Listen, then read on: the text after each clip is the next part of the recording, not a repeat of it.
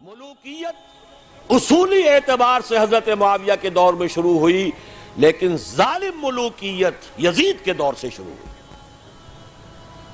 اب جو دور شروع ہوا اس میں کربلا بھی ہے۔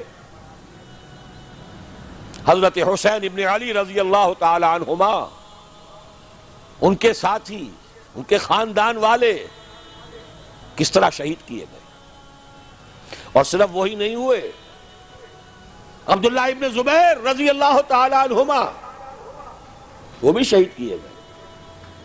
حرم مکہ رنگین ہوا خون سے، ان کی لاش ٹنگی رہی بہت دنوں تک۔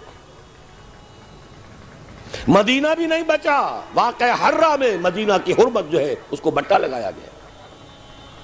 یہ دور ملوکیت کے سیاہ کارنامے، حجاج کے ہاتھوں سینکڑوں تابعین شہید ہوئے۔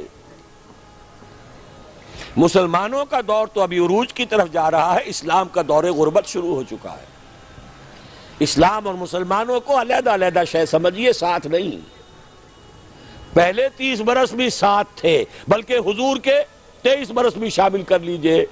پہلی نصف صدی جو ہے وہ ساتھ ساتھ ہے، دین کا بھی عروج ہو رہا ہے، ساتھ ہی امت مسلمہ کا عروج بھی ہے۔ اس کے بعد امت مسلمہ تو چڑھتی جا رہی ہے اور دین گرنا شروع ہو گیا۔ ویسے یہ بات ذہن میں رکھیے کہ وہ کوئی 2-4 دنوں میں نہیں گرا۔